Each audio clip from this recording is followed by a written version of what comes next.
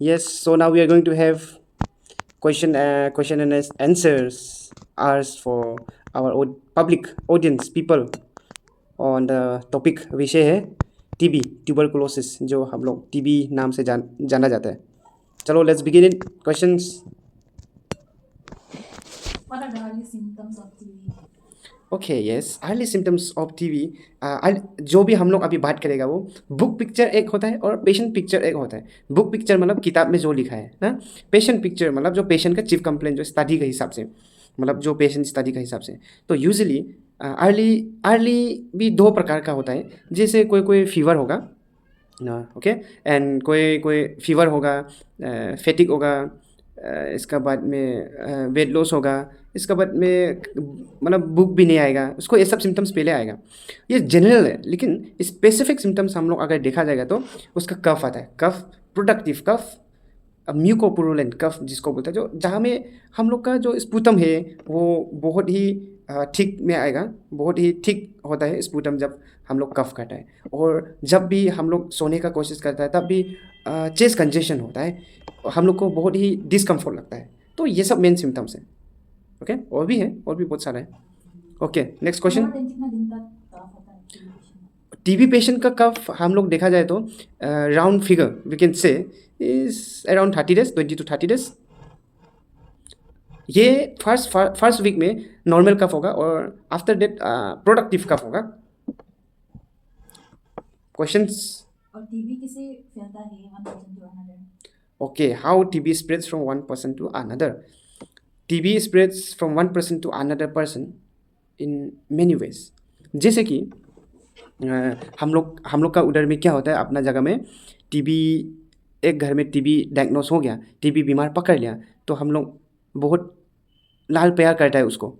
और हम लोग का साथ में सुलाता है, हम लोग का साथ में खिलाता है. लेकिन ये बहुत ख़राब आदत है क्योंकि हम लोग का जब वो पेशेंट का, जब वो बीमारी इंसान का वहाँ से हम लोग वो जैसे खांसी करेगा तो वो खांसी करेगा, वो स्नीचिंग ये सब करेगा, बात करेगा ज़ोर ज़ोर से, वो कफ करेगा वो.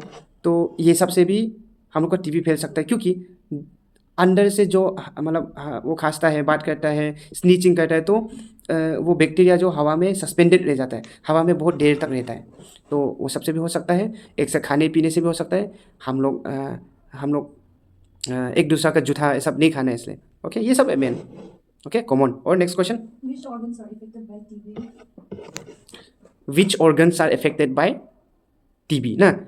ऑर्गन्स अफेक्टेड हाँ लाइक फर्स्ट ऑफ ऑल तो वो जैसे कि बैक्टीरिया लंग्स में जाएगा. अगर लंग्स से ट्रीट नहीं होता है तो या फिर लंग्स इन्फेक्शन होके सेप्सिस होके बहुत कुछ हो सकता है. उसके बाद में भी कभी कभार हम लोग जो लिम्फ नोड जो बोलते हैं लिम्फ का टीबी हो सकता है.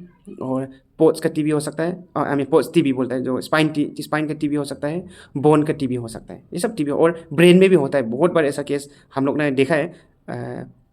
Most common case lung, spine और ब्रेन में हम लोग देखा है TB infection. Okay next question. Why weight loss and night sweets?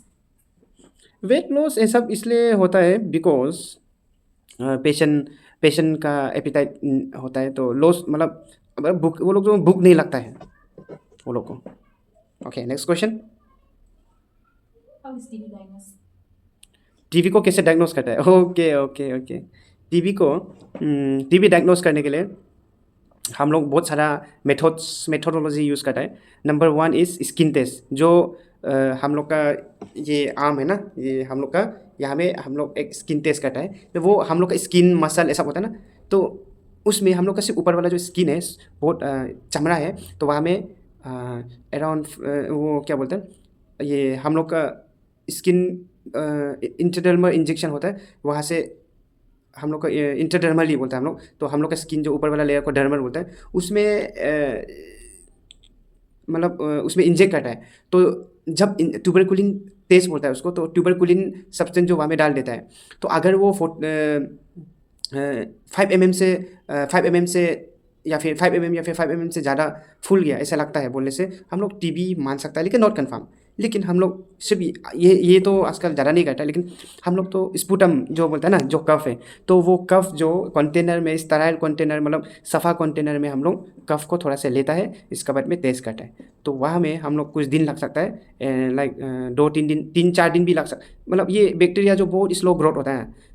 Normal bacteria लोग जो 48 आवर्स में ग्रोथ होता है, लेकिन ये टीबी का बैक्टीरिया जो बहुत आस्ते आस्ते ग्रोथ होता है, तो इसको ग्रोथ होने के लिए देता है, तो लग सकता है 4-5 दिन भी।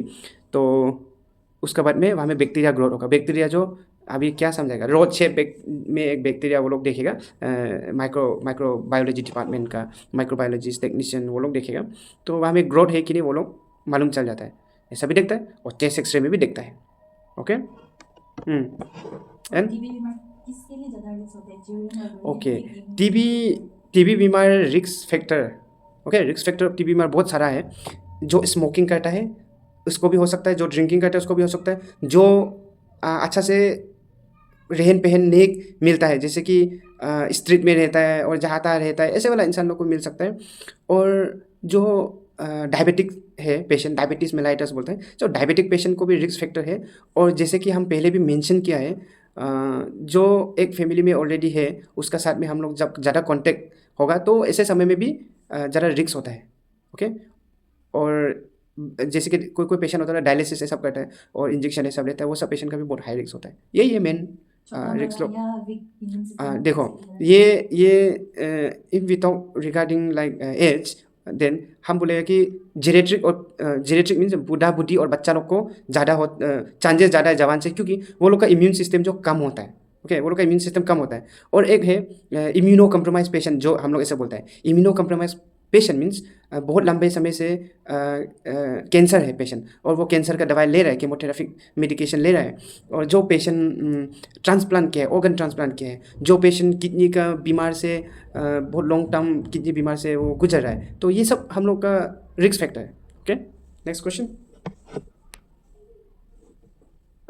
क्वेश्चन और पूछना है, कुछ डाउट है रियल लाइफ में? ट्रीटमेंट ज़्यादा से ज़्यादा कितना मंथ्स का करना है? 6 मंथ। 6 months। और एनी क्वेश्चंस?